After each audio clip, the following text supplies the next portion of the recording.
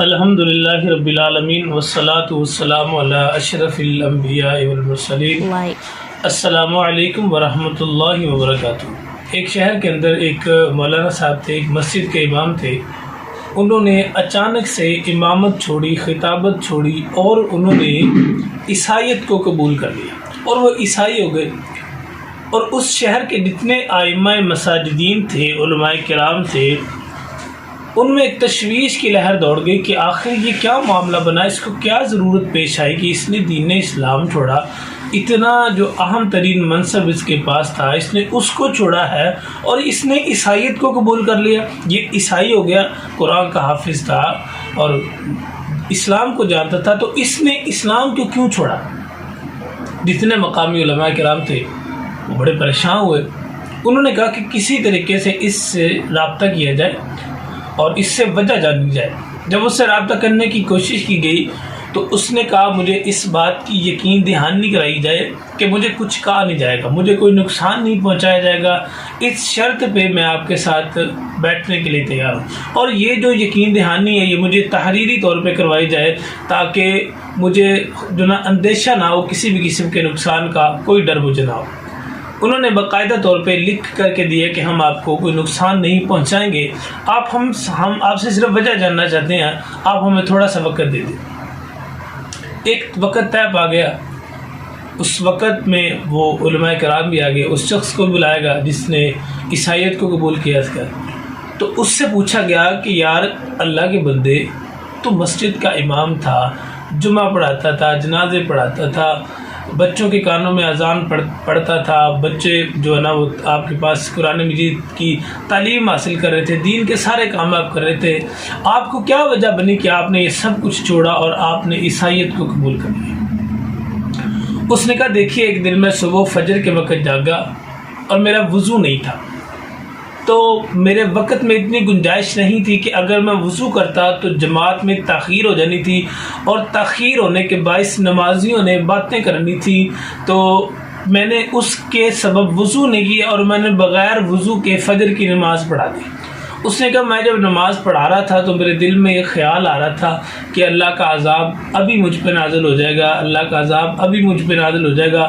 اس نے کہا میں نے فجر کی ساری نماز پڑھائی ہے، مجھ پہ اللہ کا عذاب نازل نہیں ہوا. تو خیر اس نے کہا یہ ڈر، یہ خوف ظہر کے وقت بھی میرے دل میں رہا، عصر کے وقت بھی رہا، عشاء کے وقت بھی رہا کہ اللہ کا عذاب اب بھی آیا، اب بھی آیا، اب بھی آیا. اس نے کہا خیر بات کیا، کچھ دن گزرے.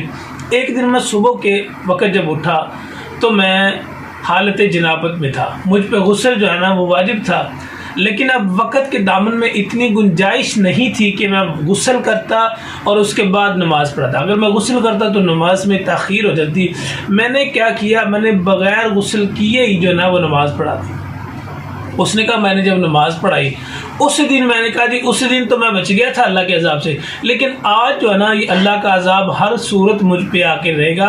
میں نے اتنی بڑی غلطی کی ہے، میں نے حالت جنابت میں تو مسجد میں آنا جائز نہیں ہے، لیکن میں نے تو نماز پڑھا دی اور اتنے لوگوں کو میں نے جماعت کروائی ہے، تو آج جو ہے نا ہر صورت میں مجھ پہ اللہ کا عذاب آئے گا. اس نے کہا جی مجھ پہ اللہ کا عذاب نہیں آیا. یہ خدشہ مجھے زور کے وقت بھی رہا، عصر کے وقت بھی رہا.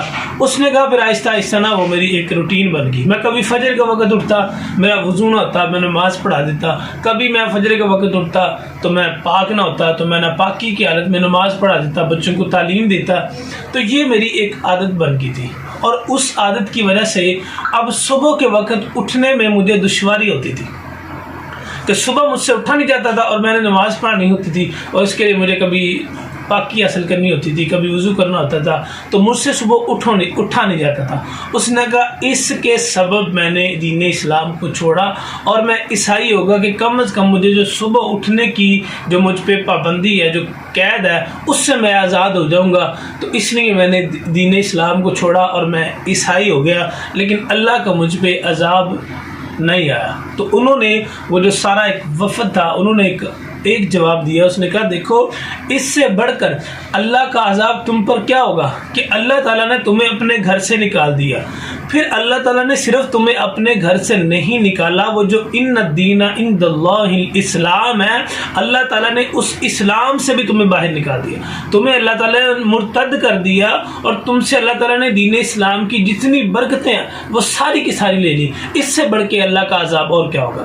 اسی طرح سے ہماری بھی مثال ہے، ہم بھی بہت سارے ایسے گناہ کر رہے ہوتے ہیں جن کا اسی وقت ہمیں جواب نہیں مل رہا تھا، جن کی سزائیں ہمیں اسی وقت نہیں دی جا رہی ہوتی، تو ہم یہ سمجھ رہے ہوتے ہیں کہ یہ اللہ کا عذاب ہم پہ نازل نہیں ہو رہا، یہ جو ہماری خطائیں ہیں۔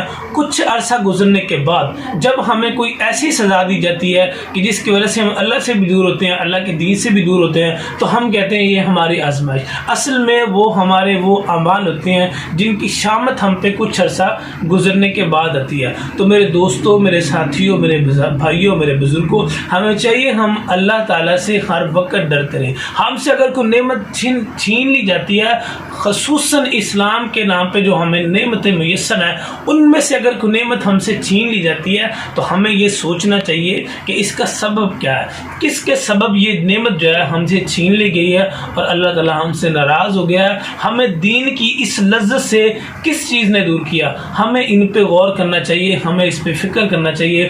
اللہ تعالیٰ ہمیں کروڑ مرتبہ محفوظ فرمائے، اللہ تعالیٰ ہمارا خاتمہ ایمان پہ فرمائے۔ اپنی دعاؤں میں مجھے یاد رکھیے گا۔ السلام علیکم ورحمۃ اللہ وبرکاتہ۔